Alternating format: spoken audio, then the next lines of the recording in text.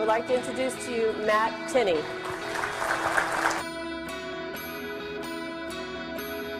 During the 5.5 months while I waited my court-martial, I spent an average of 22 hours per day alone in that cell.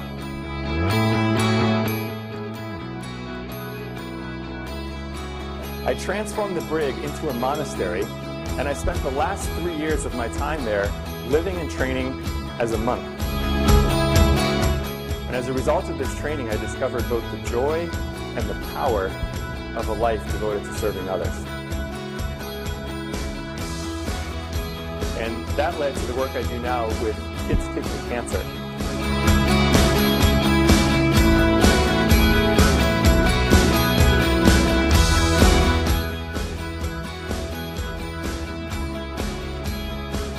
Can you imagine a company where the employees are so engaged that they ask to be able to sleep over in the office? This is the influence we create when people know that we truly care about them.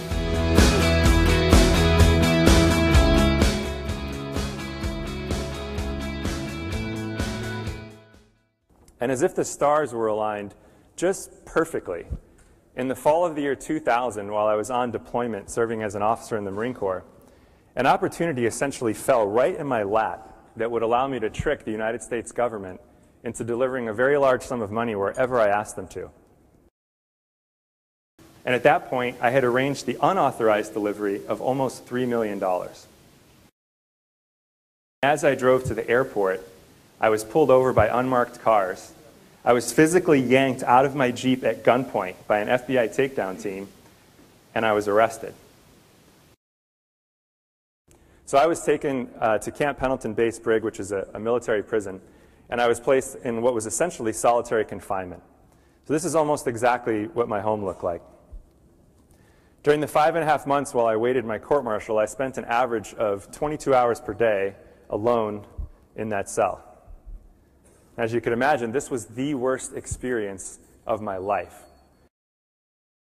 I transformed the brig into a monastery, and I spent the last 3 years of my time there living and training as a monk. Now, the core practice of a monk is to become as kind and compassionate of a human being as we can, and to devote ourselves 100% to helping other people be free from suffering. And as a result of this training, I discovered both the joy and the power of a life devoted to serving others. And that led to the work I do now with kids kicking cancer. So in this program, we teach young people who are fighting very serious illnesses like cancer and sickle cell anemia how they can actually lower their own pain levels and achieve greater peace of mind using the mindfulness-based secrets of the martial arts.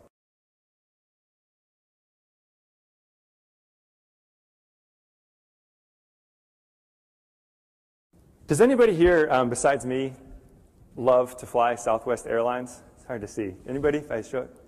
Yeah, they're pretty fun, right? And I don't know, sometimes the flight attendants say the most hilarious things.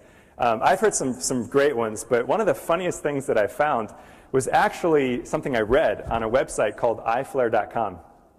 Apparently, it went something like this. So the flight attendant gets on the mic and she says, "Welcome aboard Flight 123 to Chicago. To operate your seatbelt, insert the metal tab into the buckle. It works just like every other seatbelt. If you don't know how to operate one, you probably shouldn't be in public unsupervised." Now, in the event of a sudden loss in cabin pressure, oxygen mask will descend from the ceiling. Stop screaming, grab the mask, and place it over your face. If you're traveling with a small child, put your mask on first and then help your child with theirs. If you're traveling with 2 small children, decide now which one you love more. Now, although this is just another silly example, it is a very good reminder that we need to put our mask on before we can help other people, right? And if we pass out because we have no oxygen, we can't help anybody.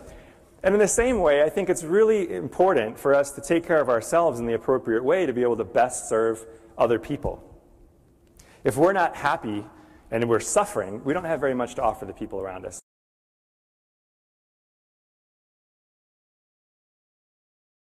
Now, as I started to notice the power of devoting my life to serving others in my own life, the question eventually came to mind, I wonder what would happen if businesses operated in this way.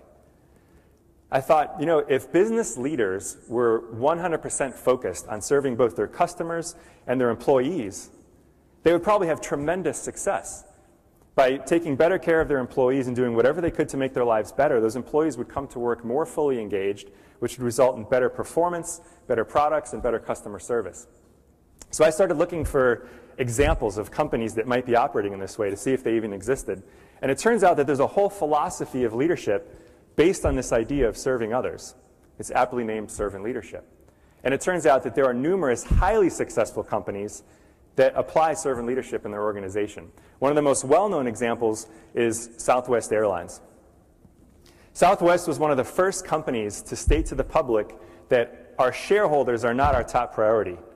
These people are our top priority. The leaders at Southwest truly love their employees and they work hard to serve them. One example is the former CEO, Herb Kelleher. He was known for doing things like coming in on Thanksgiving Day to work side by side with baggage handlers and help them load luggage onto airplanes. Herb believed that the best way to run a company was with love. Southwest calls themselves the airline that love built. You can even see the heart in their logo. Have they been successful with this formula? I would say so. In fact, I would say that relative to their industry, Southwest might be the most successful company ever. They typically have costs that are half of the industry average. In the airline world, most companies are really, really happy if they can just get 2 profitable quarters in a row once in a while. Southwest has never had a down quarter in almost 40 years of being in business. And even though they started relatively recently with just a couple airplanes, during much of Herb Kelleher's time at Southwest, the market value of their company was typically around 3 times the rest of the major U.S. airlines combined. I think we can go ahead and chalk that up as a victory for servant leadership, right?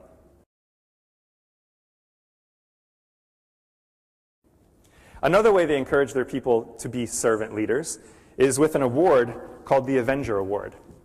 I think they name all their awards after superheroes, actually. But the Avenger Award is $20,000 and a 3rd week of paid vacation. This award does not go to the top salesperson. It doesn't go to the top programmer. It goes to the #1 peer-voted, most helpful, selfless person in the company. It goes to the top servant leader. That's how devoted NextJump is to building a culture of servant leadership. Now, what do you suppose happens when you build a culture like that? Well, you get the best people in your industry working for you. They're fully engaged while they're on the clock, and they don't want to leave. In 2012, NextJump had almost 18,000 people apply for 35 positions. Let's think about how powerful that is for a second.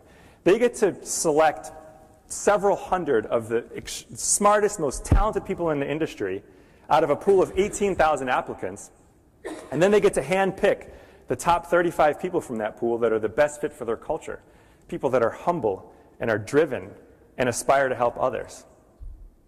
The employees at NextJump are so engaged that they've actually asked to have 2 bedrooms put in the New York City office so that when they want to stay late working on a project, they can just sleep over. Now, at first, Charlie said, "No way. People are going to think I'm running a sweatshop here." But the employees were really adamant about it. They made a good case. They said, well, look, if we want to stay late because we're really excited working on a project and we take the subway back and forth to work, we lose like 2 hours of sleep. If we could just spend the night here, we'd get those 2 hours of sleep back and we'd wake up in the morning refreshed and ready to go right back to work. So now there are 2 bedrooms in the New York City office. Can you imagine a company where the employees are so engaged that they ask to be able to sleep over in the office? The servant leadership has been called the most powerful leadership principle in the world. And the reason it's such an effective way to lead is because of this word, influence. Being a leader has nothing to do with having a title. We can have a title, and if no one's following us, we're not a leader, are we? We're only a leader if we're influencing people's behaviors. And there's no better way to build influence with others than to serve them. People are much more likely to follow us when they know that we truly care about them and want to help them. A great example of this is another story from Herb Kelleher at Southwest. I think this was about 9 or 10 years ago. Southwest was about halfway through the quarter, and it looked like for the first time in their company's history they weren't going to be profitable. So the executive team got together and they did the math, and they said the only way we're going to make it is if everybody in the company could save about $5 a day. So Herb wrote a letter to everybody in the company. This is a company with about 30,000 employees, I think, at the time. Wrote a letter, sent it to everybody, and it read something like this. Dear friends, we've had a great run, almost 30 consecutive years of profitable quarters, but it looks like we're not going to make it this time. The only way we will is that if each one of you could find a way to save $5 a day. Would you please try to do that? You know how he signed the letter? Love Herb. And he meant it. And everyone knew that he meant it. They remembered him coming in on Thanksgiving Day to work with the baggage handlers and help them out. What do you think happened? People found a way to save $5 a day, and Southwest had yet another profitable quarter. This is the influence we create when people know that we truly care about them.